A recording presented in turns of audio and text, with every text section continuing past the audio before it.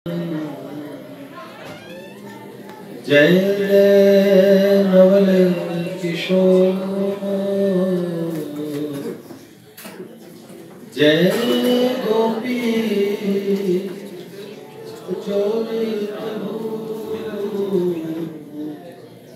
जय श्री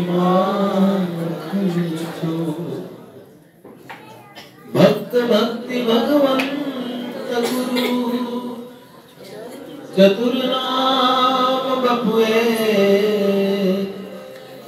इनके पद वंदन किए नाशै विघ्न। नारायण नमस्कृत्यं नरं चैव नरोत्तमं देवीं सरस्वतीं व्यासं ततो जयमुदीरये। शिलाडली परम पूज्य बाबूजी बाबा की जय। देवर्षि नारद जी महाराज की जय। जय जय श्री हरि। कैसे हैं आप सब लोग? प्रभु जी आए हैं, बहुत बहुत स्वागत करते हैं प्रभु जी आपका। दीदी के घर से हैं।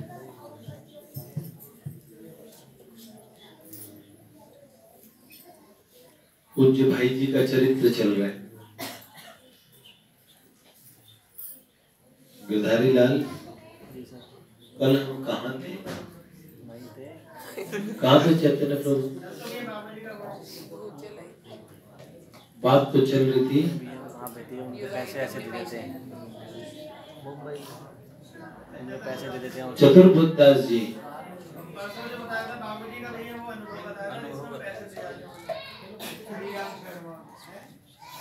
और कल बताया था चतुर्भुज दास जी निकले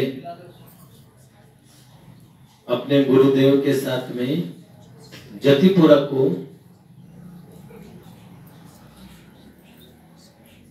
से थोड़ी दूर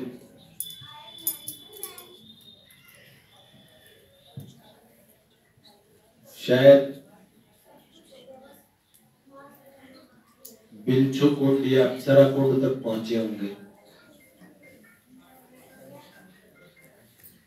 पूरे दिन की यात्रा में बस इतना चल पाए, ब्रज छोड़ते हुए पछाड़ खा खा के गिर रहे थे।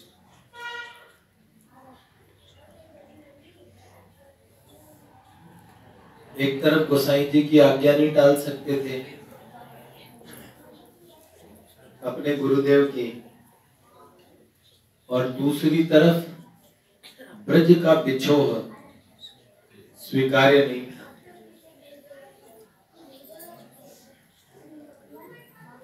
अंगद जी तो यहाँ रहते हुए भी ब्रज में ही रहते हैं।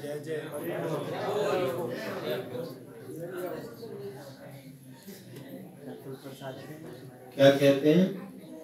वृंदावन वो जो छोड़ के जाता है, सोई राक्षस सोई प्रेत, ऐसे कुछ कहते हैं ना व्यासदास जी की। वृंदावन तज सुख जो चाहा ते राक्षस ते प्रेत।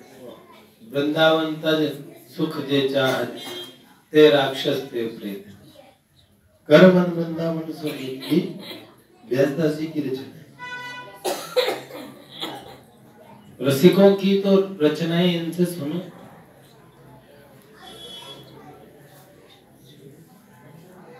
गुरु तो नहीं, बड़ा भाई तो हूं, लेकिन जो कहावत है ना, गुरुजी गुड़ रह गया चेला चीनी बन गया। तो कोई कहे कुछ रसिकों के विषय में, रस के विषय में कुछ सुनाओ, मैं कुछ नहीं सुना पाऊंगा, पर ये बहुत कुछ सुना देंगे। पछाड़ खा खा के गिर रहे थे चतुर्भुज दास जी।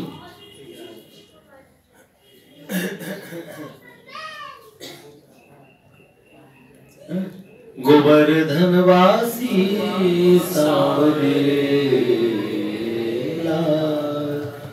तुम बिन रहो न जाए, नंद लड़े ते लाडले लाड, तुम बिन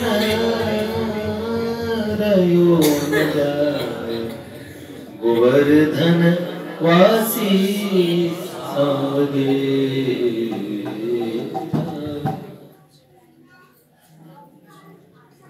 बंक चिते मुस्काई के, सुंदर वदन दिखा,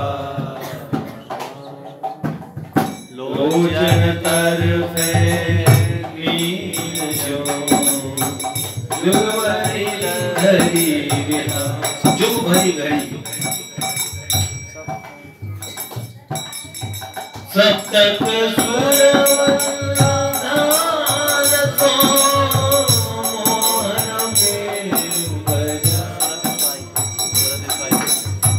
सुरति सुहाई वालिके, मधुरे मधुरे का गोवर्धन वासी सावरे।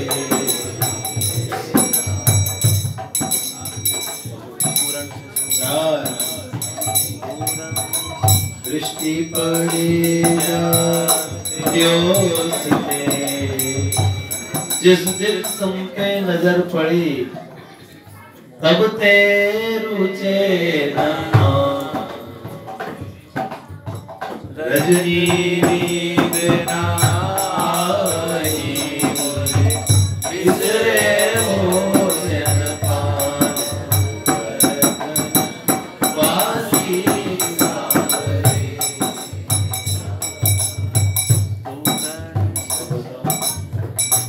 तुम बिन रहो न जाए, नंद लड़े थे लाडले।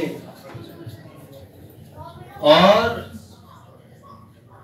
भगवान जाने वो मैं कुंड का नाम बोल रहा हूँ, अप्सरा कुंड था कि बेचू कुंड था, गोविंद कुंड। आपने कल गोविंद कुंड बोला। गोविंद कुंड था, इनमें से कोई कुंड था? सारे पांच गोविंद कुंड ही होगा। कुछ दूर चल पाए, सुबह के चले हुए गोसाई विठलनाथ जी तो क्या समझते हैं, शाम के समय ठाकुर जी सामने खड़े और श्रीनाथ जी बिलक बिलक के रोने लगे, ठाकुर जी रोने लगे, भक्त भगवान दोनों गले लग लग के रोने लगे। भगवान क्या द्वारिका में नहीं, भगवान तो, लेकिन ब्रजवासियों का भगवान बड़ा अनोखा है। वृंदावन परित्यज्य पादमेकं गच्छति, वृंदावन को त्याग के एक कदम भी आगे नहीं बढ़ते। ब्रज 84 को उसका नियम लेके रखते हैं। ब्रजवासियों को भगवान है। और उस समय चतुर्बुद्धदास जी ने ठाकुर जी से कहा, कितक दिन वे गए बिन देखे, कितने दिन भय जुगाए बिन देखे, आपको देखे बिना कितने दिन हो गए। कल हमने ये बात किस बात पे शुरू की थी? अर्जुन प्रभु, सुमित प्रभु को सुनाया था। इन्होंने कहा कि मैं कल ही नहीं आया था, बाकी मैं तो हर रोज आ रहा हूं। मैंने कहा अच्छा, एक दिन प्रेम ज्यादा होता है तो ऐसा लगता है कि एक दिन है जो गए बिन देखे, हमने कितने दिन से देखा नहीं।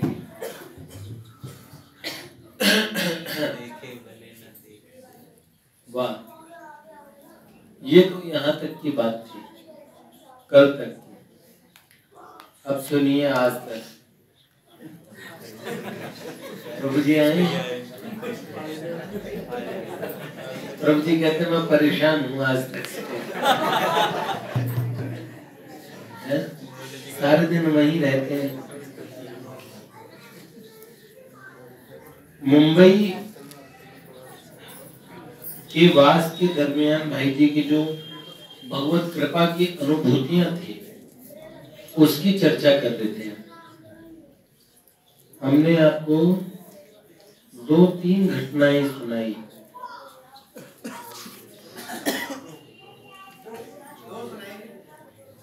तीन सुनाई थी। एक तो सीट पे पत्थर गिरा, एक बोहरा ने ट्रेन से बचाया, और तीसरी हरिराम शर्मा की थी जब वो चेक भेजा।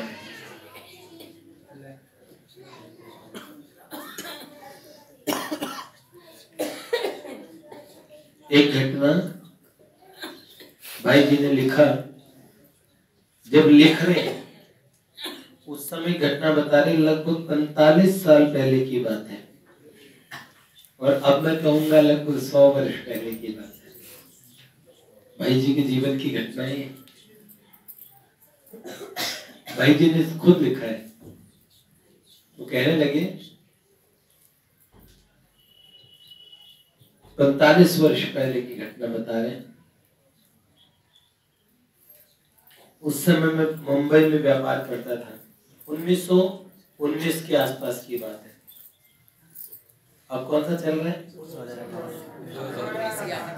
2019 के लक्षण आने वाले हैं।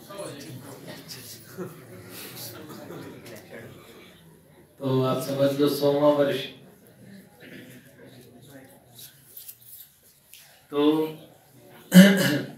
भाई जी ने कहा, यद्यपि व्यापार में उस समय सफलता कम मिल रही थी, पर बड़े बड़े व्यापारियों के साथ में और प्रतिष्ठित जो बजाज कंपनी के नहीं, जो जमुनालाल बजाज, घनश्याम दास बिड़ला, जिनको बिड़ला इंडस्ट्रीज के जो जिन्होंने शुरुआत की, जिनके बिड़ला मंदिर पूरे भारत में,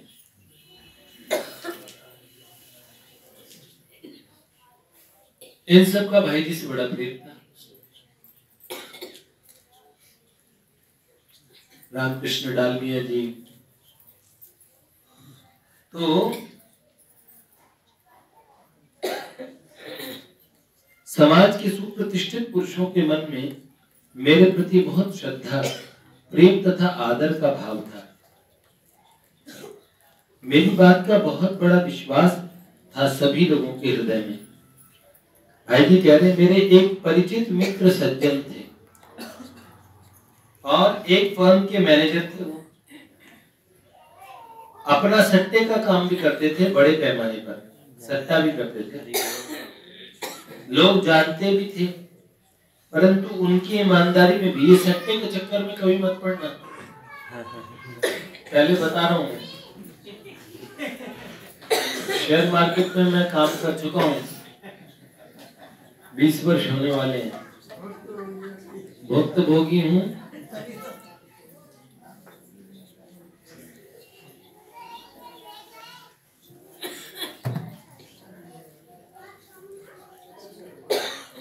एक सज्जन ने, मैं सौदे पे सौदे कर रहा था, घाटा हो गया, तो उन्होंने मेरे को ऐसा डिमोरलाइज किया, मेरे पास आ कहते हैं,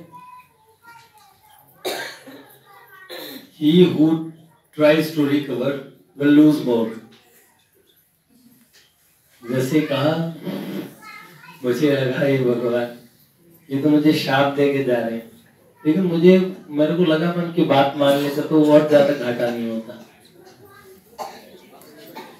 जो रिकवर करने की कोशिश करता है सर, अभी हाल ही में एक सटोरिये के साथ में घटना घटी है।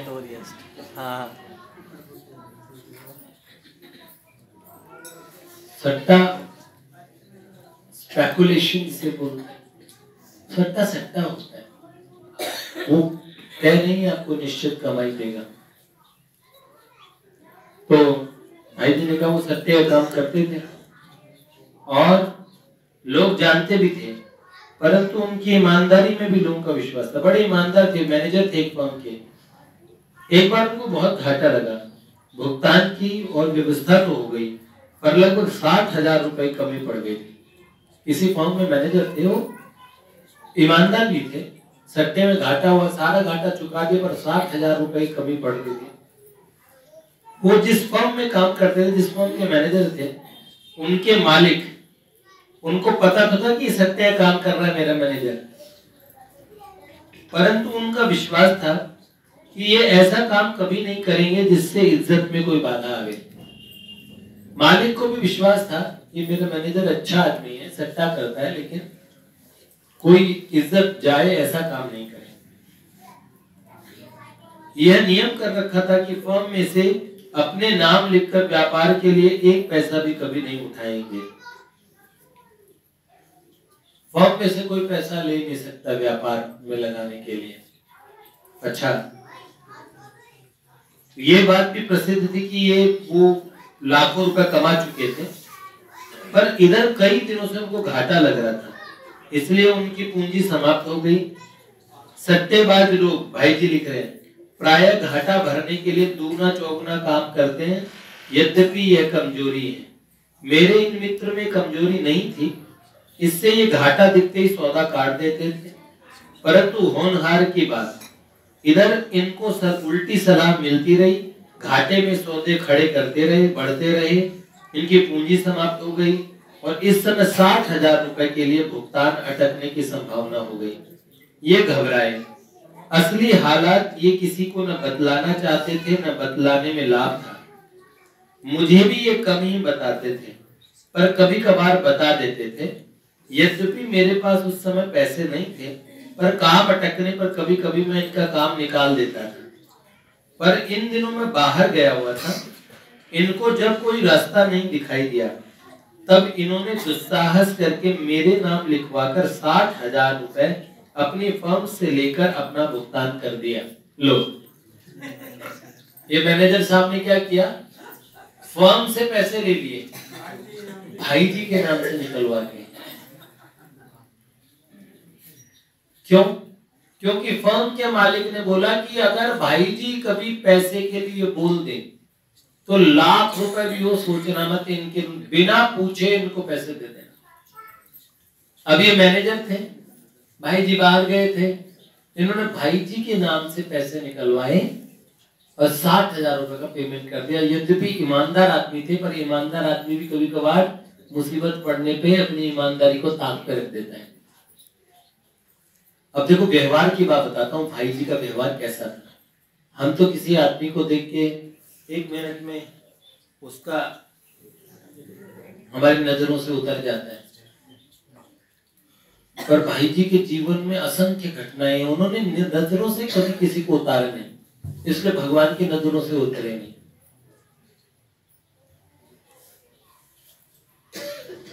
भगवान की कृपा से एक चीज तो मुझे भी अच्छी मिली, लाख घटनाएं हो जाए पर मेरी नजरों से कोई उतरता नहीं है। अभी तक तो मेरे इस पूरे जीवन में कोई उतरा नहीं, क्योंकि मैं खुद ऐसा हूं कि कोई भी अच्छे सद्गुण या लक्षण नहीं, तब भगवान ने मुझे कभी अपनी नजरों से उतारा नहीं, अपने इष्ट की नजरों से उतरना चाहता नहीं, इसलिए कभी किसी को उतारना चाहता नहीं, आवश्यकता नहीं है।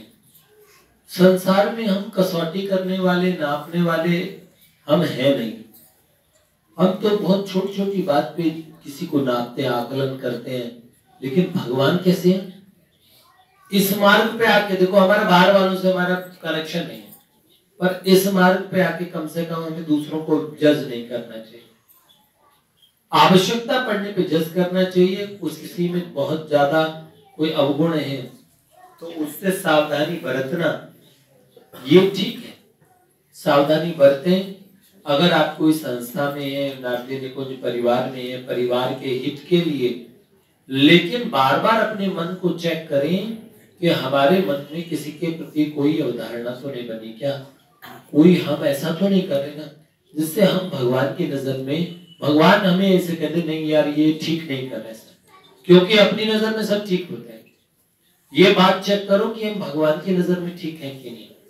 अपनी नजर में तो बड़े बड़े चोर, डकैत, लुटेरे भी ठीक है।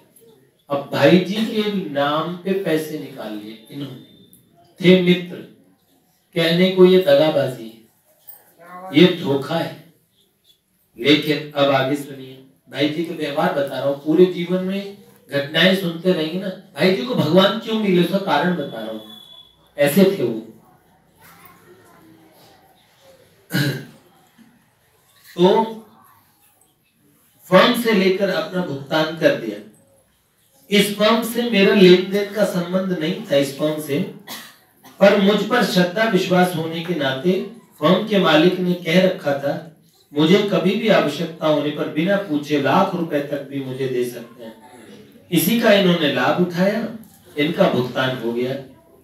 इसके 15-20 दिन बाद फर्म के मालिक ने खाते में मेरे नाम के 60,000 रुपए देखे तो उन्होंने पूछा, तब मैनेजर साहब ने कह दिया उनको आवश्यकता थी इसलिए रुपए दे दिए गए। आपकी अनुमति थी भी। मैं उस दिन तक बाहर से नहीं लौटा था। भाई जी लौटे नहीं थे। मैंने जब कहा कि हाँ आपने कह रखा था सर मैंने पेमेंट कर दिया, भाई जी को जरूरत थी। इधर लोगों की कानाफूसी के जरिए ये बात फैल गई कि मेरे इन मित्र को बड़ा घाटा लगा था, इसलिए इनके फर्म के मालिक के मन में भी संदेह हो गया। फर्म के मालिक को लगा कि ये पैसे भाई जी ने नहीं लिए, शायद इनको घाटा हो रखा है और शायद रुपए मैंने नहीं लिए, उनके व्यवस्थापक ने ही मेरे नाम लिख कर ले लिए हैं। इस बात का उन्हें डाउट हुआ। उन्होंने फिर पूछा तो मैनेजर साहब ने कहा रुपए भाई जी ने लिए हैं, उनके हाथ की रसीद मेरे पास घर पे रखी है, मैं कल ला दूंगा। और झूठ बोल ये रसीद भी है, भाई जी ने लिख के दी। तो मालिक ने छूटते ही कह दिया अच्छा कल रसीद ला के देते हैं। अब उसी रात को भाई जी आने वाले थे, यह मेरे इन मित्र को मालूम था। अतः रात्रि को जब मैं लौट कर आया तब ये मेरे पास आए और सारी बात सुनाकर कहा मैंने यद्यपि आपके विश्वास तथा प्रेम का दुरुपयोग किया है, बड़ा पाप किया है, पर मजबूर होकर मुझे ऐसा करना पड़ा। अब तो आप 60,000 रुपए की प्राप्ति की रसीद लिख दें, तब मेरी इज्जत बच जाएगी। मैंने सारी बातें शांतिपूर्वक सुनी। भाई जी ने सुना। मैंने सोचा होना था सो हो गया। मैंने मन ही मन भगवान से प्रार्थना की कि वे मुझे सद्बुद्धि दे। तत्काल मेरे हृदय में स्फुरणा हुई, रसीद लिखकर देनी चाहिए। मैंने उनकी बताई हुई तारीख डालकर अपने हाथ से रसीद लिख दी और उस पर टिकट लगाकर हस्ताक्षर करके उनको दे दिए।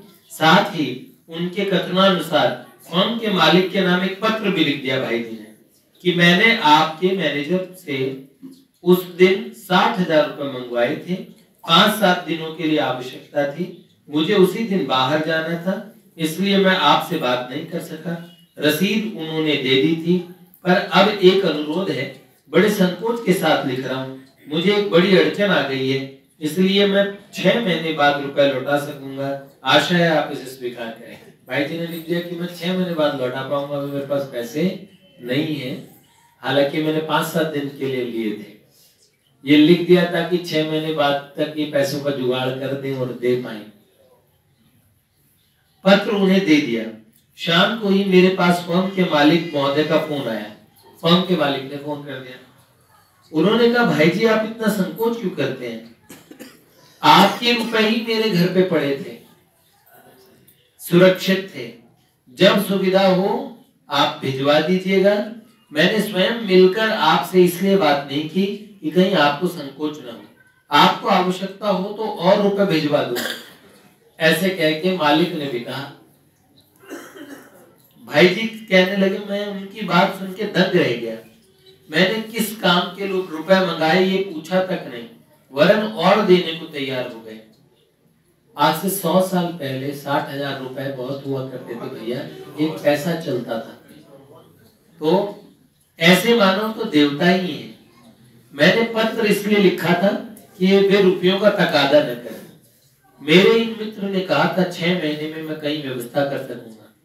मैंने इनसे यही कहा था मेरे पास रुपए होते तो मैं इसी समय दे देता, आपके पास जब आते तब आप लौटा देते।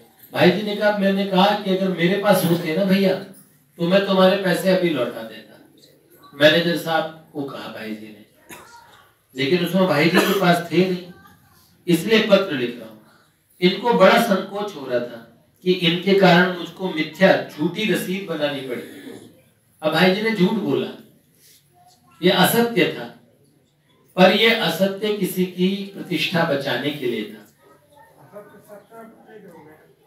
और रुपयों के लिए पत्र लिखना पड़ा। पर ये भी निरुपाय थे। भाई जी के कथनानुसार उन्होंने भागवत गजेंद्र मोक्ष गजेंद्र स्तवन का पाठ आरंभ किया। भाई जी ने कहा मैं भी चेष्टा करता रहा, भगवान की कृपा से 4 महीने में कुछ व्यवस्था उन्होंने की और कुछ भाई जी ने की, ब्याज सहित उनके पैसे मालिक के लौटा दिए। इसमें पेमेंट भाई जी ने भी की। हम होते तो क्या करते? कॉलर पकड़ते, पहले उसे बजाते और कहते हैं हमारी इज्जत का फलूदा कर दिया, और फिर उसका वहां पे उसके जुलूस निकाल देते, उसके मालिक को बताते ऐसा धोखा किया इसने। अच्छा, हम थोड़े शरीफ होते हैं, थोड़ा डांट डपट करते, उन्हें कहते आपने ठीक नहीं किया, और मालिक को तो बता देते। और शरीफ होते तो ज्यादा उदार होते, लिख देते रसीद, लेकिन पेमेंट करने में कोई मदद नहीं करते भाई, उसके पीछे पड़े रहते वापस का।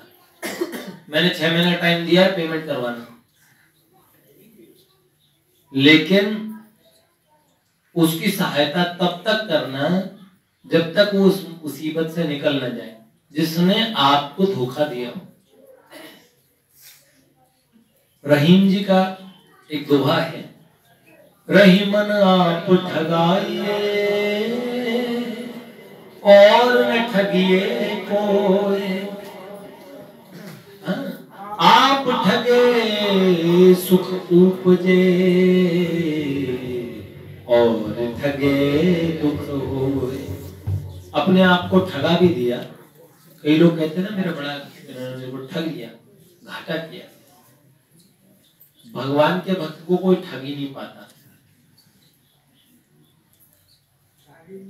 अपार घटनाएं अब आगे भाई जी के चरित्र में आप सुनते रहोगे। तो भाई जी साधक थे, साधक, युवा अवस्था की बात है।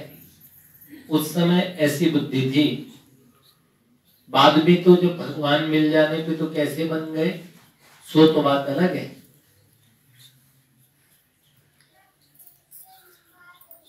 एक घटना और सुना के आज का विराम कर दूं। एक बार भाई जी किसी काम से इंदौर के पास एक मोहू नामक नगर में गए। वहां पहुंचे तो रात्रि हो गई। वे एक धर्मशाला में गए, वहां के मैनेजर से रहने के लिए स्थान मांगा। मैनेजर ने कहा यहाँ कोई कमरा खाली नहीं है धर्मशाला में।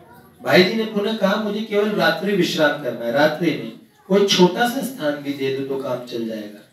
व्यवस्थापक ने कुछ रुखाई के मतलब बेरुखी से कहा आपको एक बार कह दिया ना यहाँ कोई कमरा खाली नहीं है, किसी होटल में ठहर जाइए। अब भाई जी होटल में ठहरते नहीं थे। होटल का माहौल कैसा, धर्मशालाएं सात्विक हुआ करती थी उस समय।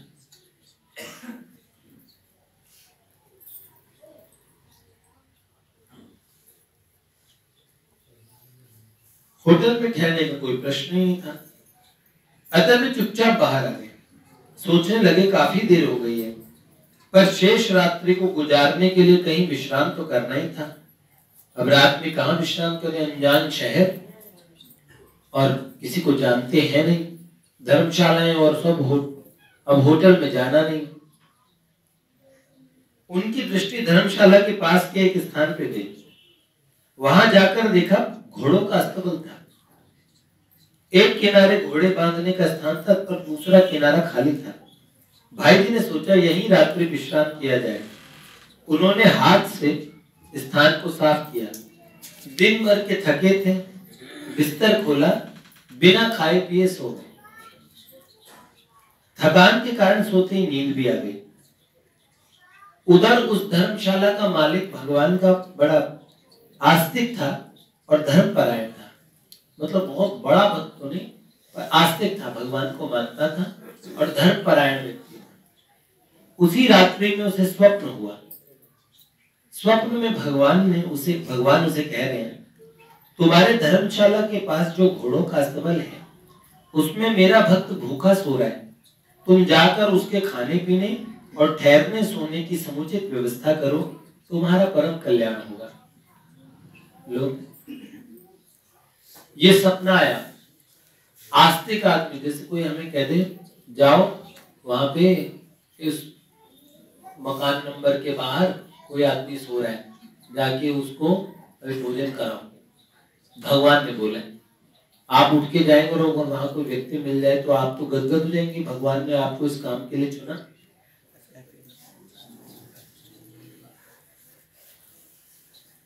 धर्मशाला के मालिक की नींद खुल गई, वे हड़बड़ाकर उठे। रात्रि में तत्काल धर्मशाला आए और देखा कि बगल में अस्तबल में एक व्यक्ति सो रहा है। स्वप्न की बात सच्ची देखकर हृदय गदगद हो गया। प्रभु की अद्भुत अनुकंपा देखकर भाव विभोर हो गया। निकट जाकर बड़े आदर से भाई जी को जगाया, आदर से प्रणाम किया। भाई जी ने बड़े प्रेम से पूछा, आप कौन है श्रीमान जी? इस समय आपका आना कैसे हुआ?